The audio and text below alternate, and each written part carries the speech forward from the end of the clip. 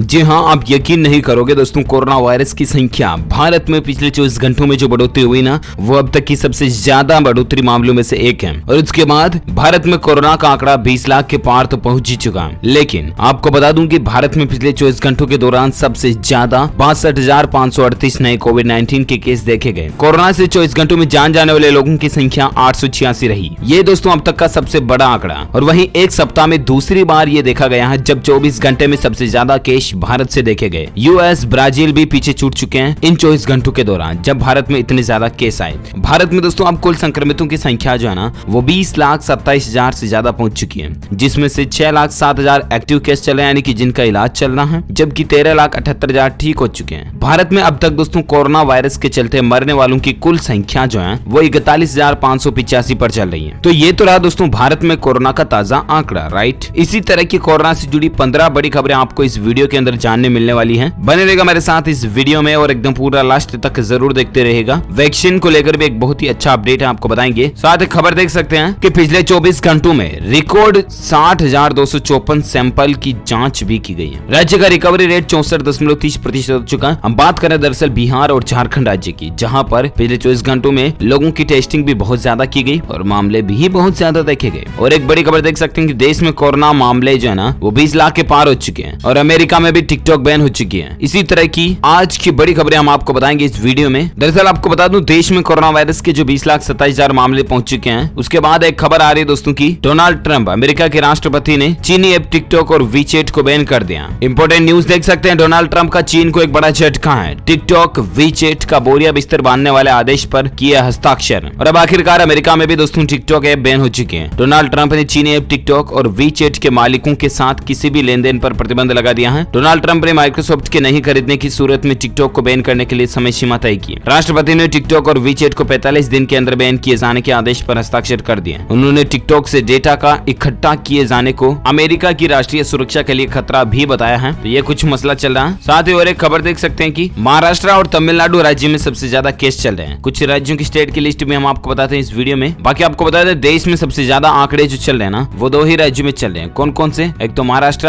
और एक तमिलनाडु। महाराष्ट्र में 4,79,000 मामले कुल चल रहे हैं संक्रमित टोटल केस के, है ना, जबकि तमिलनाडु में 2,79,000 है। आंध्र प्रदेश में 1,96,000 है। कर्नाटक में 1,58,000 है। राजधानी दिल्ली में 1,41,000 है। उत्तर प्रदेश में 1,08,974 है। पश्चिम बंगाल में 86,754 है। तो ये कुछ भारत के टॉप 5, 6, 7 राज्यों की लिस्ट है जहां पर कोरोना के सबसे ज्यादा केस चल रहे हैं, है ना। अच्छा, और एक बड़ी खबर देख सकते हैं दोस्तों कि इजराइल ने कोरोना वायरस के खात्मे के लिए चमत्कारिक वैक्सीन बनाने का किया दावा। जी हाँ, इजराइल देश अब ये दावा कर रहा है दोस्तों कि कोरोना के खिलाफ एक जादुई वैक्सीन को बना लिया गया। आप ये सोच रहे होंगे यार डीएलएस भाई, ये कौन सी जादुई वैक्सीन, मतलब आजकल साइंस विज्ञान का युग है और इन चीजों को कौन मानता है, राइट। ऐसे में मैं आपको बताना चाहूंगा दोस्तों कि इजराइल ने एक इस तरह की क्विक असर करने वाली वैक्सीन को बनाने का दावा किया है। जादुई का मतलब क्विक असर करती है ना। और इस वैक्सीन का इंसानों पर परीक्षण भी शुरू हो जाएगा बहुत जल्द। ये वैक्सीन बनकर तो तैयार हो चुकी है। इजराइल ने कहा कि अभी उसे इंसानों पर परीक्षण के लिए सरकारी अनुमति लेनी पड़ेगी और रक्षा मंत्रालय ने कहा कि इस वैक्सीन का छुट्टियों के बाद परीक्षण शुरू कर दिया जाएगा। इजराइल ने गुरुवार को यह दावा किया दोस्तों कि उसने कोरोना वायरस के खिलाफ एक जादुई असर करने वाली वैक्सीन को बना लिया। इजराइल ने कहा कि अभी उसे इंसानों पर परीक्षण के लिए सरकारी परमिशन लेना है। इस वैक्सीन का शरदकालीन छुट्टियों के बाद टेस्टिंग शुरू किया जाएगा। इजराइल के रक्षा मंत्री बेनी गांट्ज ने Israel institute of biological research का दौरा करके इस वैक्सीन के बारे में जानकारी दी है। तो ये इजराइल के वैज्ञानिकों का दावा तो निकल कर आ रहा। अब हमें देखना ये होगा दोस्तों वाकई में कि क्या ये इजराइल की जादुई वैक्सीन कितना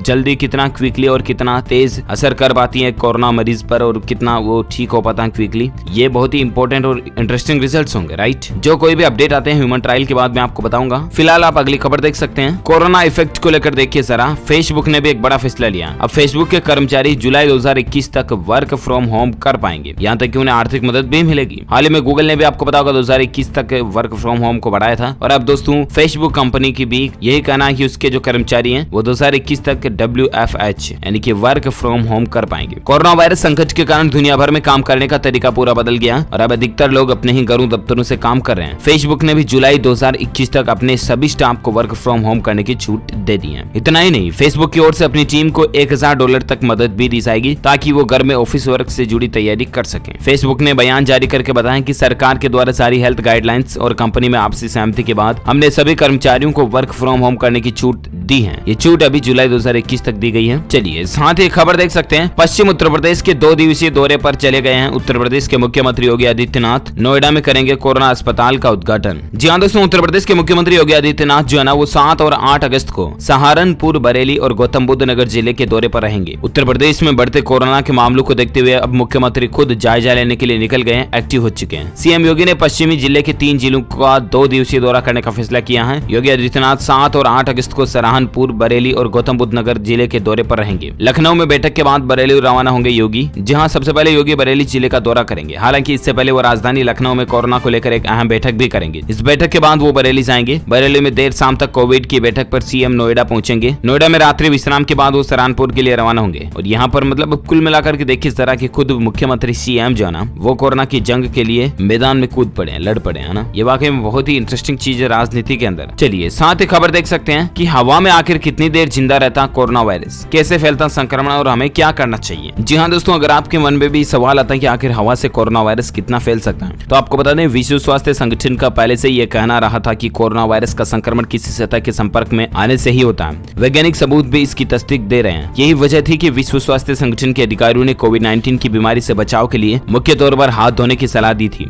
लेकिन फिर WHO ने कहा था कि खास परिस्थितियों में हवा से संक्रमण की भी संभावना को खारिज नहीं किया जा सकता। यानी कि मान लीजिए एक रूम में एक संक्रमित व्यक्ति है और एक स्वस्थ व्यक्ति है, तो संक्रमित व्यक्ति अगर खांसता छींकता है तो वो अगर पैक्ड रूम है, बिल्कुल एसी चलती है, पैक्ड रूम है, कांच वगैरह लगे हुए हैं, गेट वगैरह बंद है, तो ऐसे रूम में बाहरी हवा घुल मिल नहीं पाती है। इसके चलते वायरस जो है ना हवा में ही तैरते रह सकते हैं। ये वैज्ञानिक संभावना निकल कर आ रही है, ठीक है ना। और उन वायरस की वजह से एक स्वस्थ व्यक्ति भी संक्रमित हो सकता है। बिल्कुल आपको सावधान रहने की जरूरत है। यहाँ पर हवा से संक्रमण का मतलब होता है जब हम सांस के जरिए बैक्टीरिया या वायरस लेते हैं। ये बैक्टीरिया या वायरस हवा में तैर रहे सूक्ष्म कणों के जरिए हम तक पहुंचते हैं, क्योंकि हवा में जो डस्ट के कण वगैरह है ना उन पर ये बैठ जाते हैं, ठीक है ना। उन पर बैठने के बाद अगर हम सांस लेते हैं और डस्ट के कण जो हमारे सांस के साथ अंदर गए, उसके साथ में बैठ करके वो भी अंदर चले गए। ये सूक्ष्म कण घंटों तक हवा में रह सकते हैं। कफ की छोटी छोटी बूंदें बड़े इलाके तक फैल सकती हैं। टीबी, फ्लू और निमोनिया हवा के जरिए फैलने वाली बीमारियों के उदाहरण हैं। विश्व स्वास्थ्य संगठन ने माना है दोस्तों की इस बात के साक्ष्य भी मिले हैं। बंद और भीड़ भाड़ वाली जगहों पर कोरोना वायरस का संक्रमण हवा के जरिए हो सकता है। इसीलिए तो हाल ही में 1-2 दिन पहले ये खबर भी आई थी दोस्तों कि आखिर कौन से घरों में वायरस फैलने का खतरा ज्यादा है। तो मैंने आपको बताया था कि जिन घरों में वेंटिलेशन नहीं है, हवा उजाले से रोशनी वगैरह की गुंजाइश नहीं है क्रॉस होने की, उन घरों में ज्यादा फैलता है। जो पैक्ड घर है ना, बंद घर, बिल्कुल जहाँ अंधेरा अंधेरा रहता है, अंदर हवा भी नहीं आती, नेचुरल नॉन लाइट आती है सूर्य की वगैरह, वहां पर वायरस फैलने का खतरा ज्यादा है के बजाय जिन घरों में वेंटिलेशन लगा हुआ है, ऊपर से धूप आ सकती है घर में या नेचुरल हवाएं क्रॉस हो सकती हैं, तो उन घरों में वायरस फैलने का खतरा सबसे कम होता है। ये भी हाल ही में 2-3 दिन पहले वैज्ञानिकों की रिसर्च में खुलासा हुआ। मैंने आपको DLS न्यूज के ऊपर बताया भी था, राइट। खैर चलिए, आप सावधान रहिएगा, मास्क जरूर लगाए रखिएगा। वैसे हवा में कितनी देर तक वायरस जिंदा रह सकता है, तो तकरीबन 3 घंटे तक जिंदा रह सकता है, ठीक है ना। लेबोरेटरी में ये नतीजे पाए गए, असल जिंदगी में नतीजे कुछ अलग भी हो सकते हैं। इसलिए आप तो कुल मिलाकर के सावधान रहें, मास्क का इस्तेमाल करें, सैनिटाइजर लगाएं, बार बार हाथ धोते रहें। अपने आप को स्वस्थ रखेंगे तो आपका परिवार भी साफ स्वस्थ रहेगा। चलिए अगली खबर है दोस्तों, वैज्ञानिकों का दावा निकल कर आ रहा है, साल 2021 की शुरुआत में ही कोरोना वायरस की वैक्सीन आ जाएगी। जी हाँ, दुनिया भर में कोरोना महामारी से उत्पन्न संकट अब तेजी से गहराता जा रहा है। इस बीच पूरी दुनिया के लोग कोरोना की वैक्सीन का इंतजार कर रहे हैं। और इसी के बीच मद्देनजर दोस्तों एक शीर्ष अमेरिकी संक्रामक रोग विशेषज्ञ ने कोरोना वैक्सीन को लेकर एक बड़ा दावा किया। अमेरिका के सबसे बड़े संक्रामक रोग विशेषज्ञ एंथनी फॉसी ने यकीन जताया कि अगले साल की शुरुआत तक कोरोना वायरस की वैक्सीन बनकर तैयार हो जाएगी।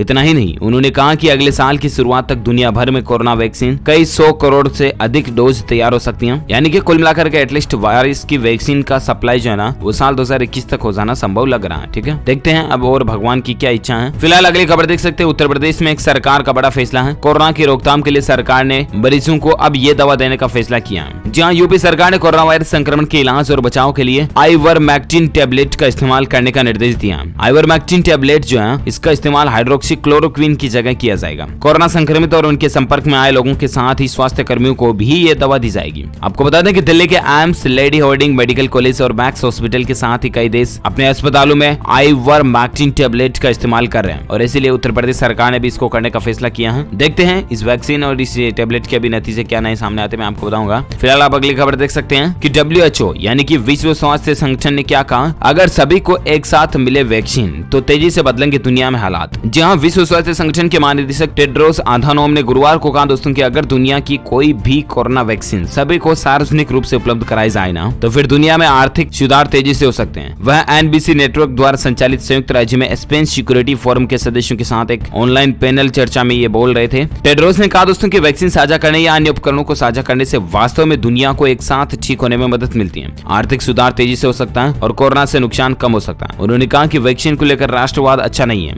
ये हमारी मदद नहीं करेगा। टेड्रोस ने सोमवार को कहा कि 20वीं सदी की शुरुआत के बाद कोरोना वायरस सबसे बड़ा स्वास्थ्य आपातकाल है, लेकिन वैक्सीन की खोज अभूतपूर्व है। कुल मिलाकर के दोस्तों WHO के प्रमुख का ये कहना है कि वैक्सीन को सभी लोगों को एक साथ दी जाए, अमीर गरीब देशों में कोई भी भेदभाव ना देखा जाए, ताकि दुनिया भर में लोग बागों के ठीक होने की दर रेशियो जो है वो एक साथ हो सके, ताकि दुनिया की इकोनॉमी भी बूस्ट हो सके, काम धंधे रोजगार बाजार वापस खुल सके। तो ये मसला चल रहा है कोरोना को लेकर। आज दिन भर की तमाम बड़ी खबरें उम्मीद आपको जानने मिली होगी। वैसे आप मुझे नीचे कमेंट करके बताना दोस्तों कि आपके राज्य में अभी संक्रमित लोगों की संख्या कितनी चली, क्या आपके राज्य में आप रहते हैं उन जिलों में कोई लॉकडाउन वगैरह लगाया गया है, कमेंट करके बताइएगा। साथ ही इस वीडियो को ज्यादा से ज्यादा लाइक कीजिए, शेयर भी कीजिए अपने दोस्तों के साथ फेसबुक और व्हाट्सएप पर। और हाँ, अगर आप DLS न्यूज चैनल पर पहली बार आए हैं ना, तो चैनल को सब्सक्राइब करके बेल आइकन जरूर दबा दीजिएगा, ताकि आपको रोजाना की ताजा अपडेट्स तुरंत आपके मोबाइल पर मिलते रहेंगे। Thank you, take care, good bye, जय हिंद, जय भारत, वंदे मातरम।